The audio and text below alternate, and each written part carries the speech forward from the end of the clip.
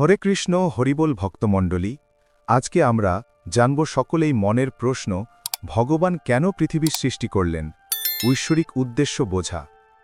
যখন জীবন আমাদের অভিভূত করে তখন স্বাভাবিকভাবেই প্রশ্ন ওঠে, ভগবান কেন এই পৃথিবীর সৃষ্টি করলেন। মনোযোগ দিয়ে সম্পূর্ণ ভিডিওটি শ্রবণ করবেন। যারা আমাদের এই চ্যানেলে নতুন পরবর্তী ভিডিও পেতে চ্যানেলটি সাবস্ক্রাইব করবেন। হরে কৃষ্ণ যন্ত্রণায় ভোগা একজন ব্যক্তি হয়তো চিৎকার করে বলতে পারেন, আমাদের যন্ত্রণা দেওয়ার জন্য। একজন বস্তুবাদী বলতে পারেন, এটা উপভোগ করার জন্য। আসুন প্রশ্নটি আলোচনা করা যাক। এর মধ্যে তিনটি মূল সত্তা নিহিত রয়েছে। ভগবান, যাকে ব্রহ্ম, পরমাত্মা বা ভগবানও বলা হয়। মায়া দিয়ে তৈরি পৃথিবী, ব্রহ্মের বস্তুগত শক্তি। প্রশ্নকারী, আত্মা, জীব নামেও পরিচিত ব্যক্তি আত্মা। ভগবান কে? বেদ তাকে সৎ চিত আনন্দ, শাশ্বত অস্তিত্ব, বিশুদ্ধ চেতনা এবং অনিন্দ আনন্দ হিসেবে বর্ণনা করে। উপনিষদ এটিকে আরও জোরদার করে। সত্যম জ্ঞানম অনন্তম ব্রহ্ম। ব্রহ্ম হলেন সত্য, জ্ঞান এবং অনন্ত। বিজ্ঞানম আনন্দম ব্রহ্ম। ব্রহ্ম হলেন জ্ঞান এবং আনন্দ। আনন্দ ব্রহ্মণ্যবিদ্যা জানাত। তিনি আনন্দকে ব্রহ্মরূপে উপলব্ধি করেছিলেন।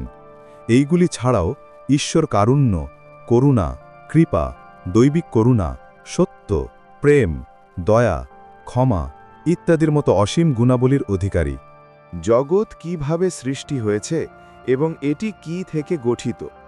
ভাগবত গীতায় 7.4-এ শ্রীকৃষ্ণ অর্জুনকে বলেন, ভূমি আপ নল বায়ু খং মন বুদ্ধিরেভচ অহংকার ইতি ইয়াংমে ভিন্না প্রকৃতি অষ্টধা। অর্থ, পৃথিবী, জল, অগ্নি, বায়ু, আকাশ, মন, বুদ্ধি এবং অহং, এগুলি আমার জড় শক্তির 8টি উপাদান। তৈত্তিরীয় উপনিষদে 2.1.2-এ এই বিষয়ে বিস্তারিতভাবে বলা হয়েছে। তস্মাদ্য এতস্মাদ আত্মা নাকাশঃ সম্ভূতঃ আকাশাত বায়ুঃ বায়ুরগ্নি অগ্নিরাপঃ অদ্ভঃ পৃথিবী পৃথিভ্যঃ ওষাধায়ঃ ওষাধিভ্যন্নঃ অন্নাৎ পুরুষঃ সা বা এষা পুরুষন্নরসময়ঃ। অর্থ, আমার জড় শক্তি থেকে আকাশ অর্থ আকাশ সৃষ্টি হয়েছে। আকাশ থেকে বায়ু, বায়ু অগ্নি, অগ্নি জল থেকে, জল পৃথিবী, পৃথিবী উদ্ভিদ থেকে, উদ্ভিদ খাদ্য থেকে এবং খাদ্য থেকে মানুষ। এই মানুষটি খাদ্য সার দিয়ে তৈরি। সৃষ্টির শুরু থেকেই মানুষের মধ্যে একটি কৌতূহল কাজ করে চলেছে। এ জগৎ কিভাবে সৃষ্টি হলো, কিভাবেই বা অতি সুন্দর একটি সুশৃঙ্খলার মধ্য দিয়ে সমস্ত গ্রহ নক্ষত্রগুলো নিজ নিজ অক্ষের ওপর ভেসে বেড়াচ্ছে। শুধু তাই নয়, কখনো দিবারাত্রি, কখনো বা জোয়ার ভাটার সৃষ্টি হচ্ছে। এসবই একটি সুনির্দিষ্ট শৃঙ্খলার মধ্য দিয়ে নিয়ন্ত্রিত হচ্ছে। একটি গাড়ি যখন চলে তখন তাকে নিয়ন্ত্রণ করার জন্য গাড়ির ভেতর থেকে একজন চালক গাড়িটি পরিচালনা করেন, তবেই গাড়িটি সঠিকভাবে পথ চলতে পারে। সেই রকম এই অনন্ত কোটি গ্রহ নক্ষত্রগুলো তাদের নিজ নিজ স্থানে থেকে সুনিয়ন্ত্রিতভাবে পরিচালিত হচ্ছে। এর পেছনেও একজন নিয়ন্তা রয়েছেন, যিনি সমস্ত কিছুর অধীশ্বর এবং নিয়ন্ত্রক। তার ইচ্ছাশক্তির প্রভাবেই সকল কিছু পরিচালিত হচ্ছে। আমরা কি কখনো গভীরভাবে চিন্তা করেছি, একজন মানুষ যখন মারা যায় তখন আমরা বলি সে আমাদের ছেড়ে চলে গেছেন, যদিও তার মৃতদেহটি পাশেই রাখা আছে। তাহলে যিনি চলে গেছেন তিনি কে? হ্যাঁ, এটি হচ্ছে জানার মুখ্য বিষয়। তার মানে আমি কোনো দেহ নই, আমি হচ্ছি জীবাত্মা। তাহলে প্রশ্ন আসতে পারে, এই জীবাত্মাই বা কিভাবে সৃষ্টি হলো? প্রতিটি জীবাত্মাই হচ্ছে পরমাত্মার অংশবিশেষ। অর্থাৎ এই আত্মা যতক্ষণ পর্যন্ত এই জড়দেহে অবস্থান করে ততক্ষণ পর্যন্ত এই জড় দেহটিতে চেতনা থাকে। অন্যথায় আত্মাটি দেহ ছেড়ে চলে গেলে দেহটি চেতনাহীন হয়ে পড়ে। একেই বলা হয় মৃত্যু। এভাবে একটি জীবাত্মা একটি পুরাতন দেহ ত্যাগ করে পুনরায় নূতন দেহ ধারণ করে।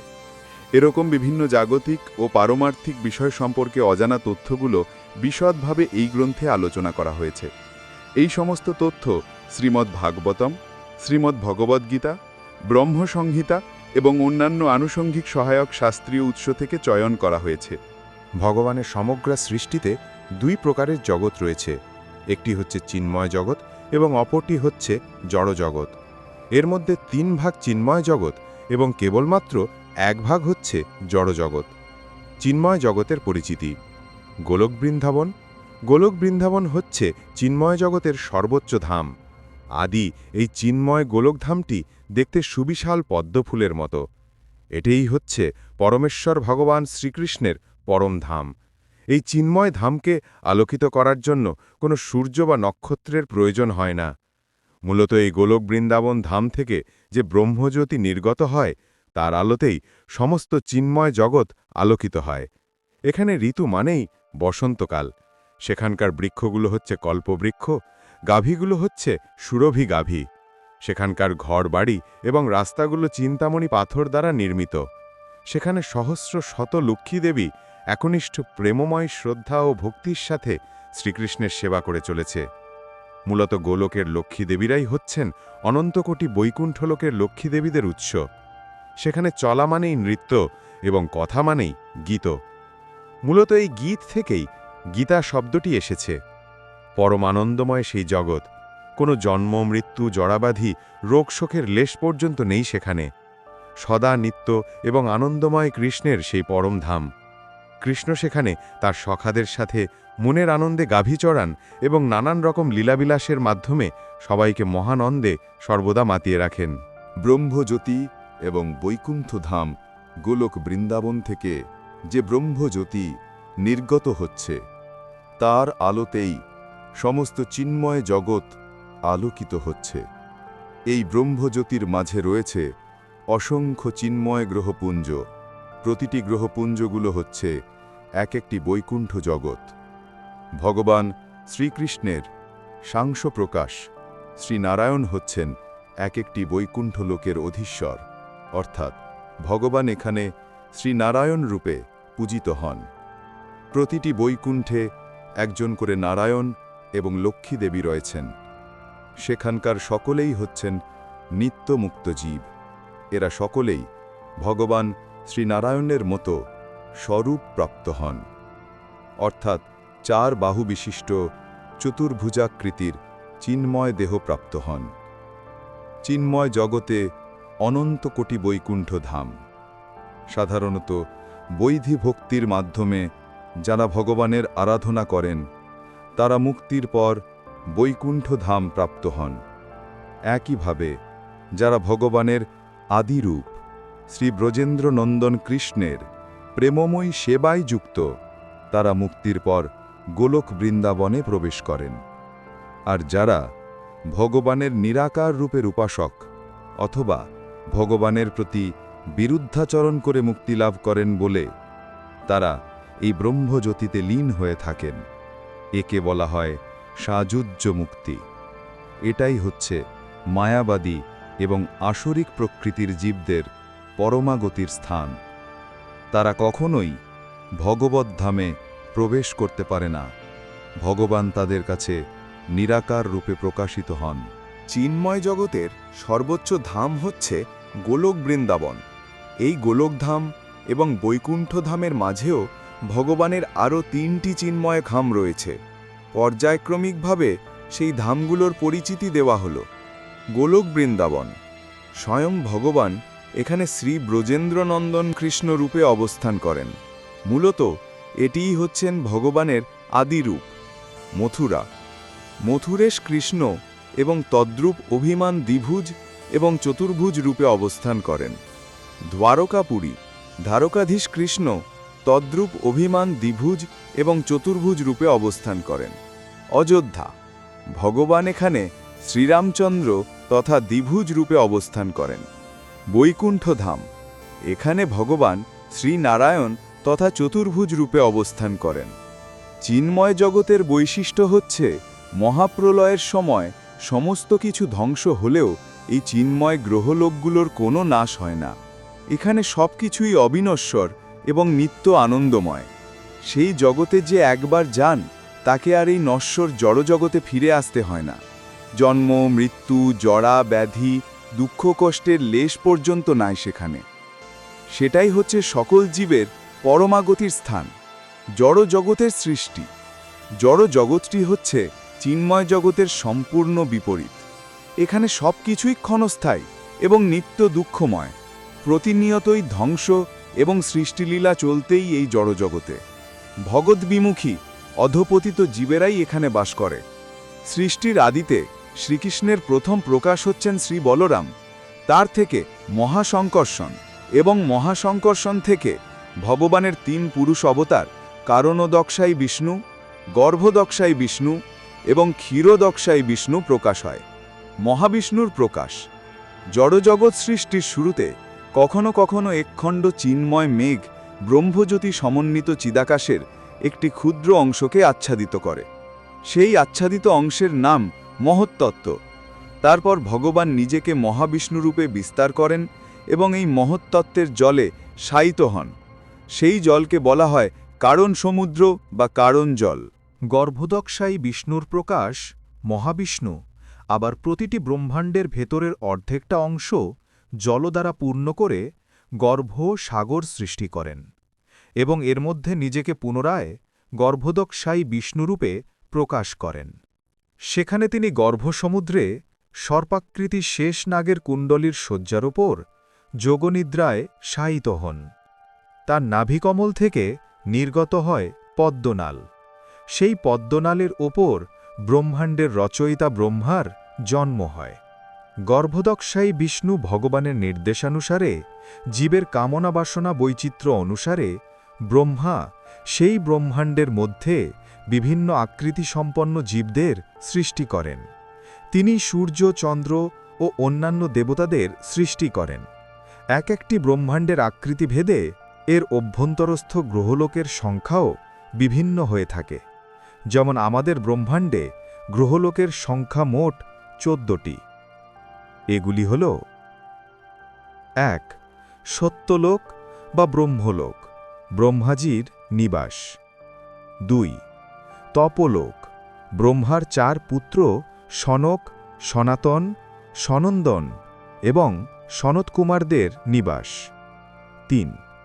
জনলোক, নবযোগেন্দ্র ঋষিদের নিবাস। ৪. মহরলোক, ভৃগুমুনি ও অন্যান্য ঋষিদের নিবাস। ৫. স্বর্গলোক, দেবতাদের নিবাস। ৬. ভূবরলোক, পিতৃপুরুষদের নিবাস। ৭. ভূলোক বা পৃথিবী, মনুষ্য, পশু পাখি ও অন্যান্য জীবেদের নিবাস। ৮. অতল, বলদানবদের নিবাস। ৯. বিতল, হাটকেশ্বর শিবের নিবাস। ১০. সুতল, বামন অবতার দ্বারা রক্ষিত বলি মহারাজের নিবাস। ১১. তলাতল, শিব দ্বারা রক্ষিত ময় দানবদের নিবাস। ১২. মহাতল, কালীয় নাগ এবং দিতিপুত্র দৈত্যদের নিবাস। ১৩. রসাতল, অসুরদের নিবাস। ১৪. পাতাল, বাসুকী নাগের নিবাস। অনন্তকোটি ব্রহ্মাণ্ডের মধ্যে যদি আমরা একটিমাত্র ব্রহ্মাণ্ডের আকৃতির বিবেচনা করি, ক্ষীরদকশাই বিষ্ণুর প্রকাশ ব্রহ্মাণ্ডের অভ্যন্তরে ঊর্ধ্বভাগে রয়েছে ক্ষীরসাগর। ভগবান এখানে নিজেকে আবার ক্ষীরদকশাই বিষ্ণুরূপে প্রকাশ করেন এবং ক্ষীরসাগরে অনন্ত শেষনাগের কুণ্ডলীর উপর তিনি শায়িত হন। এটি ব্রহ্মাণ্ডের সত্যলোকের উপরে অবস্থিত। দেবতারা সংকটময় মুহূর্তে এই ক্ষীরসাগরে ক্ষীরদকশাই বিষ্ণুর নিকট শরণাগত হন। ক্ষীরদকশাই বিষ্ণু প্রতি যুগে যুগে ভগবানের যে অংশ প্রকাশের আবির্ভাব ঘটে তা মূলত এই ক্ষীরদকশাই বিষ্ণুরই অবতার। পৃথিবীর মানুষ তাকেই ভগবান নারায়ণ বলে জানে। তিনি আবার প্রতিটি জীবের হৃদয়ে পরমাত্মা রূপেও বিরাজ করেন। আত্মা অর্থাৎ ব্যক্তি আত্মাকে শ্রীকৃষ্ণ ভগবদ্গীতার ৭.৫ পরবর্তী শ্লোকে এর উত্তর দিয়েছেন। অপরেয়াম ইতাস্ত্বন্যাম প্রকৃতিং বৃদ্ধিম মে পরাম জীবভূতাম মহাবাহ জয়েদং ধার্যতে জগৎ। অর্থ, এটাই আমার নিকৃষ্ট শক্তি, মায়া। কিন্তু এর বাইরে, হে পরাক্রমশালী অর্জুন, আমার একটি উচ্চতর শক্তি আছে। এটি জীব শক্তি, আত্মা শক্তি, যা এই জগতের জীবনের ভিত্তিস্বরূপ দেহী আত্মাদের নিয়ে গঠিত। শ্রীকৃষ্ণ এরপর আত্মার প্রকৃতি আরও প্রতিষ্ঠিত করেন। গীতা ১৫:৭। মামাইওয়াংশ জীবলোকে জীবভূত সনাতনঃ মানঃষষ্ঠানীন্দ্রিয়াণি প্রকৃতিস্থানি কর্ষতি। অর্থ, এই জড়জগতে দেহধারী আত্মারা আমার শাশ্বত খণ্ডিত অংশ, কিন্তু জড় প্রকৃতির দ্বারা আবদ্ধ হয়ে তারা মন সহ 6টি ইন্দ্রিয়ের সাথে লড়াই করছে। এখানে শ্রীকৃষ্ণ ব্যাখ্যা করেন যে আত্মা ঈশ্বরের মতোই শাশ্বত, কিন্তু যখন এটি জড়জগতে প্রবেশ করে তখন এটি তার প্রকৃত আধ্যাত্মিক প্রকৃতি ভুলে যায় এবং শরীরের সাথে নিজেকে পরিচিত করতে শুরু করে। এই মিথ্যা পরিচয় তাকে প্রকৃতি মায়া দিয়ে তৈরি জগতের সাথে আবদ্ধ করে, জন্ম ও মৃত্যুর চক্রে আটকে দেয়। ব্রহ্ম, জগৎ এবং আত্মা সম্পর্কে আরও স্পষ্ট ধারণার মাধ্যমে আমরা এখন মূল প্রশ্নে ফিরে যেতে পারি। তিনি কেন এই জগৎ সৃষ্টি করেছিলেন? যেমনটি আমরা দেখেছি, ব্রহ্ম হলেন অসীম শক্তি এবং ঐশ্বর্য গুণাবলীর মূর্তি প্রতীক। স্বাভাবিকভাবেই সৃষ্টির কারণ অবশ্যই তার স্বরূপ থেকেই উদ্ভূত হবে। ঈশ্বরের যেমন অসংখ্য প্রকাশ বা অবতার আছে, তেমনি সৃষ্টির পেছনেও অসংখ্য উদ্দেশ্য রয়েছে। তবুও শাস্ত্র এবং উপলব্ধিকৃত ঋষিদের দ্বারা সবচেয়ে ধারাবাহিকভাবে সমর্থিত কারণটি শাণ্ডিল্য ঋষি সুন্দরভাবে প্রকাশ করেছেন। মুখ্যং তস্য হি কারুণ্যং অর্থ, ঈশ্বরের প্রধান উদ্দেশ্য হল তার করুণা। ঈশ্বর এই পৃথিবীকে করুণা থেকে সৃষ্টি করেছেন। কৃপা অর্থাৎ ঐশ্বরিক করুণা তার সর্বোচ্চ গুণাবলীর মধ্যে একটি। সৃষ্টির মাধ্যমে তিনি প্রতিটি আত্মাকে তার ভিতরের সুপ্ত দেবত্বকে জাগ্রত করার, এর প্রকৃত সম্ভাবনা উপলব্ধি করার এবং তার অসীম প্রেম এবং আনন্দ গ্রহণ করার জন্য সক্ষম একটি পাত্রে পরিণত হওয়ার পবিত্র সুযোগ প্রদান করেন। একজন পিতার প্রেম দত্ত গ্রহণের গল্প। একবার একজন কোটিপতি ছিলেন। তার 15 বছরের একটি ছেলে ছিল। একদিন তার বাবার অফিসে একা থাকাকালীন ছেলেটি এটি পুরানো সংবাদপত্রে হোঁচট খায়। শিরোনামে লেখা ছিল, বিলিয়ানিয়ার এতিম ছেলেকে দত্তক নেন। প্রবন্ধটি ঠিক 15 বছর আগের। তার হৃদয় কেঁপে উঠল, অশ্রুসিক্ত হয়ে উঠল। বাবা ফিরে আসার পর ছেলেটি তার মুখোমুখি হল। বাবা, এটা কি সত্যি? বাবা দীর্ঘশ্বাস ফেললেন। হ্যাঁ আমার সন্তান, এটা সত্যি। তুমি আমাকে দত্তক নিয়েছ? আমি তোমার আসল ছেলে নই? ছেলেটি হতাশ হয়ে জিজ্ঞাসা করল। বাবা তাকে আলতো করে জড়িয়ে ধরে বললেন, আমার প্রিয় সন্তান, আমার কাছে টাকা দিয়ে যা কিছু কেনা যেত, কিন্তু ভাগ করে নেওয়ার মতো কেউ ছিল না। তাই আমি তোমাকে দত্তক নিয়েছি। আমার সুবিধার জন্য নয়, বরং আমার যা কিছু আছে তা তোমাকে দিতে যাতে আমি পারি। বাচ্চাটি এখনও কাঁপছে জিজ্ঞাসা করল, তাহলে এখনই এটা আমাকে দিচ্ছ না কেন? বাবা হেসে বললেন, আমি তোমার বড় হওয়ার জন্য অপেক্ষা করছি। যদি আমি এখন এটা তোমাকে দিই তাহলে তুমি হয়তো এটা নষ্ট করবে, কিন্তু যখন তুমি প্রস্তুত হবে তখন আমার যা কিছু আছে তা তোমার হবে। সৃষ্টিতে ঈশ্বরের অনুগ্রহ পিতার মতো। ভগবান আমাদের তার অভাব পূরণ করার জন্য সৃষ্টি করেননি। তিনি ইতিমধ্যেই সম্পূর্ণ। তিনি আমাদের তার অসীম ধন ভাগ করে নেওয়ার জন্য সৃষ্টি করেছেন, তার জ্ঞান, তার আনন্দ, তার ভালোবাসা। কিন্তু এর জন্য আমাদের পবিত্রতা, প্রজ্ঞা এবং ভক্তিতে বেড়ে উঠতে হবে। যদি ঐশ্বরিক আনন্দ অকালে আমাদের হাতে চলে যায়, তাহলে আমরা তা ধরে রাখতে জানতাম না। ঠিক যেমন অনেক লটারি বিজয়ী যারা অপ্রস্তুত থাকার কারণে সবকিছু হারায়, আমরাও যদি প্রস্তুত না হওয়ার আগে তা পেয়ে যাই, তাহলে আমরাও ঐশ্বরিক অনুগ্রহ নষ্ট করতে পারি। তাই ঈশ্বর ধৈর্য ধরে দেখেন আমার সন্তানেরা কিভাবে একটু স্বাধীনতা, একটু সাফল্য সামলাবে। তিনি আমাদের সুযোগ, চ্যালেঞ্জ এবং পছন্দ দেন, যাতে আমরা কঠোরভাবে পরীক্ষা না করি, বরং তার অসীম ভালোবাসার যোগ্য পাত্রে পরিণত হতে পারি। তাহলে এই পৃথিবী কোনো শাস্তি নয়, এটি একটি পবিত্র প্রশিক্ষণ ক্ষেত্র, যেখানে আত্মা এটিকে সত্যিকারের অর্থে মনে রাখে এবং ঈশ্বর যা দিতে চান তা ধরে রাখতে শেখে। একবার আর কোভিড থেকে সুস্থ হয়ে ওঠা একজন ব্যক্তি তার ভেন্টিলেটর বিল দেখে কাঁদতে শুরু করে। হাসপাতালের কর্মীরা জিজ্ঞাসা করলেন, এটা কি খুব বেশি? তিনি বললেন, না, আমি এটা বহন করতে পারি। কিন্তু বছরের পর বছর ধরে ঈশ্বর আমাকে প্রতিটি নিঃশ্বাস বিনামূল্যে দিয়েছেন এবং আমি কখনো তাকে ধন্যবাদ জানাইনি। আমরা সূর্যালোক, বাতাস, জল, স্বাস্থ্য, ভালোবাসাকে ঐশ্বরিক উপহার হিসেবে গ্রহণ করি, কিন্তু যেই মুহূর্তে আমরা কৃতজ্ঞতার মনোভাব গড়ে তুলি, তখনই আমরা সব কিছুতেই ঈশ্বরের করুণা দেখতে শুরু করি। স্বার্থের উপর ভিত্তি করে তৈরি পার্থিব সম্পর্কের বিপরীতে ঈশ্বরের ভালোবাসা নিঃস্বার্থ। এমনকি যখন আমরা তাকে ভুলে যাই, তিনি আমাদের টিকিয়ে রাখেন।